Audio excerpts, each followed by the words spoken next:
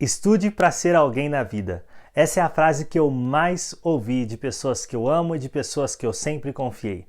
Por causa dessa frase, eu sempre depositei muita confiança na escola, no ensino fundamental. Eu sempre fui muito ansioso a assistir às aulas quando criança, porque era ali que eu estava estudando para ser alguém na vida.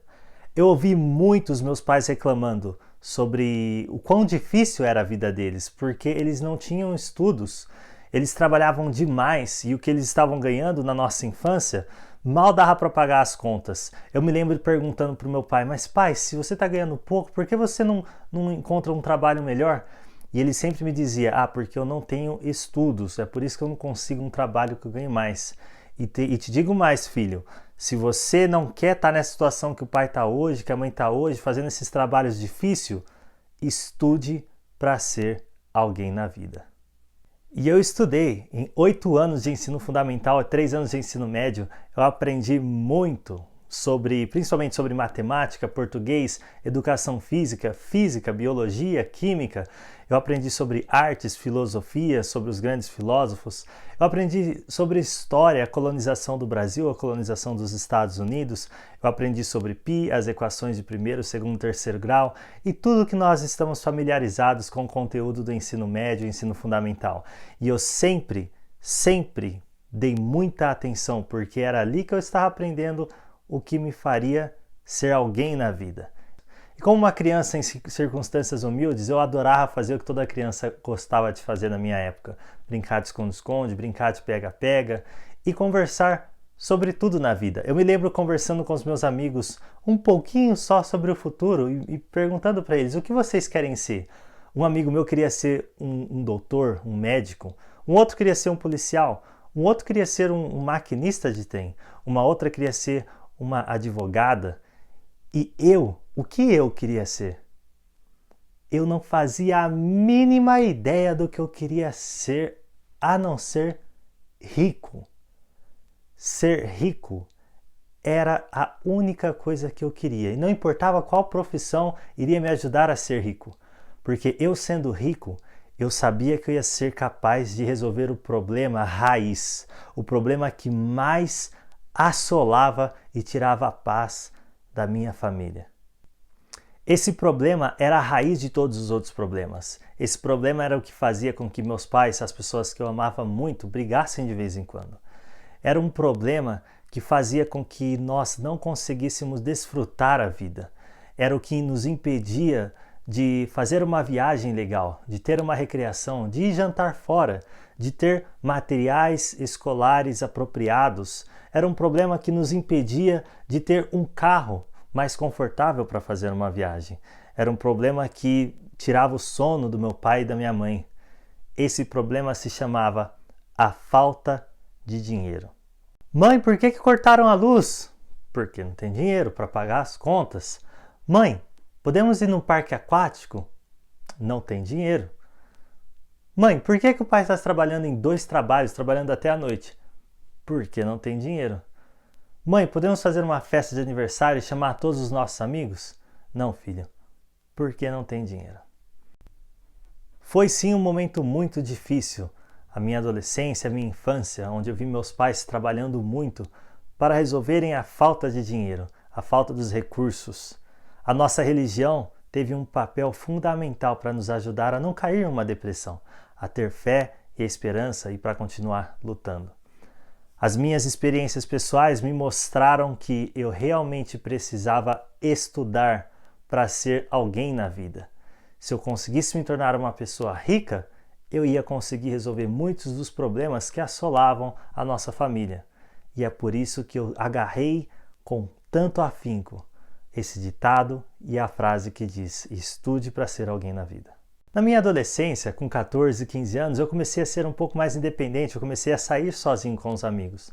Nós íamos para restaurantes, shoppings, festinhas, cinema e era muito agradável, mas infelizmente isso só acontecia de vez em quando, raramente, porque não tínhamos dinheiro. Eu comecei a notar que alguns de meus amigos começaram a fazer o ensino médio à noite e a trabalhar durante o dia. E por causa disso, eles começaram a fazer um pouquinho de dinheiro.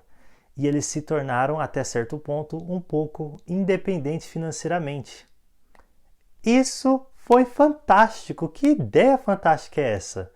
Eles estavam estudando à noite, ainda estavam estudando para ser alguém na vida e estavam trabalhando durante o dia, ajudando a eles mesmos a ter um pouquinho de dinheiro para se divertir, fazer suas coisinhas e ajudando a família.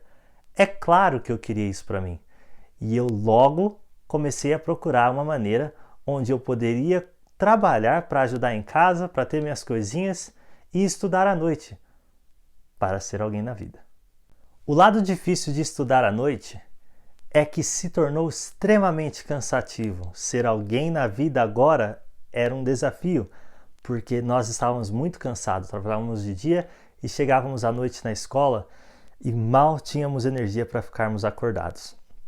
Porém, encontramos uma solução maravilhosa.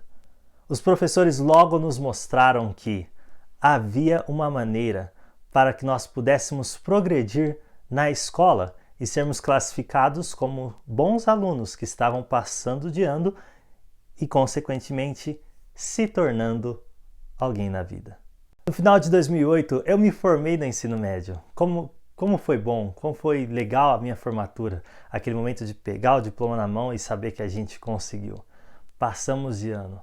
Agora estávamos continuando a andar rumo a nos tornarmos alguém na vida. Era hora de então ir para a faculdade. E, é claro, hora do Enem. O Enem foi a minha primeira e grande frustração. Porque quando eu fui começar a pensar em faculdade e me programar para fazer a primeira vez o Enem, eles me fizeram uma pergunta que eu não sabia a resposta. Uma pergunta pessoal que fez com que um ponto de interrogação gigante aparecesse na minha mente e me fizesse entrar em desespero. Meu coração acelerou um pouco e eu falei, eu não acredito que eu não sei a resposta dessa pergunta. E a pergunta era, o que você quer estudar na faculdade? Hã? Faculdade, profissão...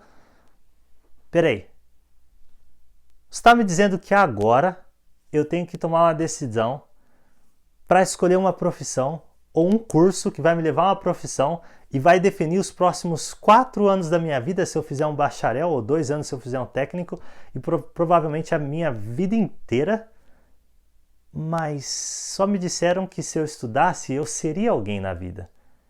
E agora vocês estão me dizendo que eu preciso escolher quem eu quero ser. A minha segunda frustração foi logo depois disso, no dia na prova. As mais de 50 perguntas do Enem fizeram ficar bem claro na minha mente o tamanho da minha incapacidade de interpretação de texto, o quanto eu não sabia nada de matemática, somente o básico. Eu não estava por dentro dos livros contemporâneos e dos filósofos e do que estava acontecendo. Eu entrei em desespero e, como já se era de esperar, o Enem confirmou que eu não tinha o preparo intelectual necessário para me tornar alguém na vida estudando em uma universidade pública. E naquele momento, depois de ter feito 8 anos de ensino fundamental, 3 anos de ensino médio, totalizando 11 anos da minha vida estudando para ser alguém na vida, eu acabei de perceber que eu não era ninguém. Que nenhuma escola pública estava me aceitando porque eu não tinha capacidade intelectual de entrar. E o pior de tudo nessa situação é que o problema raiz da minha família ainda era um problema e nós não tínhamos dinheiro para pagar uma escola privada, uma faculdade privada. Afinal de contas, uma faculdade privada ao redor de 400, 500 reais, o que correspondia a aproximadamente 50% ou mais de um salário mínimo. Mais uma vez, eu não tinha capacidade financeira e nem meus pais e nem ninguém da minha família para ajudar a estudar. Foi ali que eu percebi que eu teria que encontrar um trabalho para ter um salário mínimo, para conseguir começar a trabalhar e começar a descobrir quem eu era, o que eu queria estudar e como eu iria estudar, como eu ia pagar por isso, como eu ia me desenvolver. E ali eu senti um desespero, eu senti que me disseram que eu precisava estudar para ser alguém na vida, mas até então eu não era ninguém na vida. E quanto mais eu queria tentar estudar, mais eu via o quão difícil era. E isso me desanimou. Nos 2 últimos anos do ensino médio, além de estudar à noite e trabalhar de dia, eu também fiz Senai. E quando eu me formei em 2008 no ensino médio, eu também me formei em um curso de 2 anos no Senai, onde eu me tornei um torneiro mecânico, um fresador, um metalúrgico. A mesma profissão que o meu pai. Ambos não gostavam dessa profissão. Eu não gostava de estar no chão de fábrica. E eu achava o trabalho perigoso. Porém, ali eu tinha uma identidade. Era a única coisa que me fazia não me sentir mais como um ninguém. Porque os 11 anos que eu havia estudado foi um período onde eu coloquei toda a minha esperança, toda a minha expectativa, todos os meus sonhos, todas as minhas ambições, acreditando que em algum momento, tudo que eu aprendi desde criança até adolescente e quase adulto, todo esse conteúdo das escolas públicas no Brasil iriam me ajudar a realizar meus sonhos, mas não. Essa pergunta, o que você quer estudar na faculdade? Não é uma pergunta que deve ser perguntada no dia da inscrição, e nem 6 meses antes, e nem 1 ano antes, nem 2 anos antes. Todos nós devemos ter uma visão de no mínimo 10 anos à frente de nós e começarmos a nos preparar.